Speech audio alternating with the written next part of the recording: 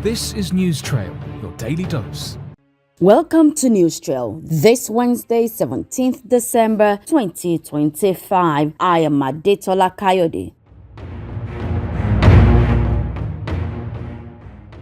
Ahead of the planned nationwide protest by the Nigeria Labour Congress (NLC), President Bola Tinubu has met with the leadership of the union Tuesday night over unresolved demands. The meeting, which took place at the State House, Abuja, followed growing tensions between the federal government and labour unions over issues bordering on workers' welfare, rising costs of living, and the implementation of previously agreed concessions. Although details of the meeting have not been officially communicated, it had in attendance the chairman of Progressive Governors Forum, Hope Uzodinma, Governor of Edo State, Monday Pebolo, Governor of Kebbi State, Nasir Idris, the Minister of State for Labour, Nkiru Kaunye-Jocha, and the chairman of the NLC, Comrade Joe Ajero, who led the labour leaders to the meeting. Organised labour had accused the government of delaying the implementation of agreements reached in previous engagements, warning that failure to act decisively could trigger industrial unrest and street protests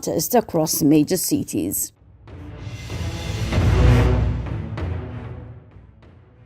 All is set for the presentation of the federal government's 2026 expenditure plan by President Bola Ahmed Tinubu following the approval of the 2026-2028 medium-term expenditure framework and fiscal strategy paper by the Senate. The lawmakers approved a budget of 54.46 trillion naira for 2026, endorsing the parameters despite the big revenue shortfall in 2025. Minister of Finance and Coordinating Minister of the Economy Wali Adun said 10.7 trillion naira is the estimated revenue inflow for 2025 against the projected 40.8 trillion naira. Of the 54.46 trillion naira projected aggregate expenditure for 2026, the Senate pegged capital expenditure at 20.131 trillion naira, recurrent expenditure at 15.265 trillion naira, statutory transfers at 3.152 trillion naira, and sinking fund 388.54 billion naira. Also, the Senate approved $60 per barrel as oil benchmark, down from 64.85 naira proposed by the executive. The approval of the fiscal document followed the presentation and consideration of the report of the Senate Committee on Finance during plenary. Minister of Budget and National Planning Atiku Bagudu asked that more needs to be done to drive revenue-generating agencies to do more. Chairman of the committee, James Faleke, said there should be a critical analysis to guard against bloated budgets to help make the proper decisions to move the country forward.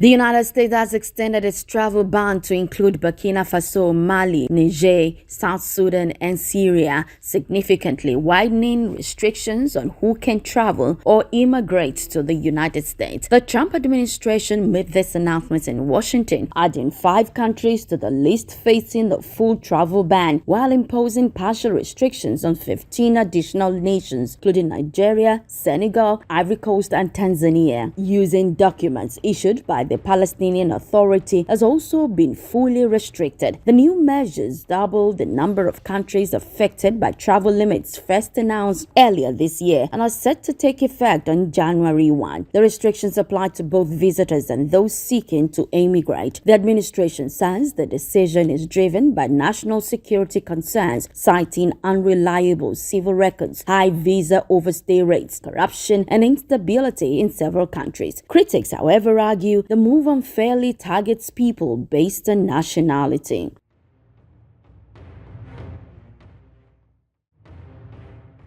And that's it on News Trail for today. Many thanks for connecting. Please do not forget to like, comment, share, and subscribe to our YouTube channel, News Trail. And always remember, perfection is not attainable, but if we chase perfection, we can catch excellence. Have a fantastic midweek.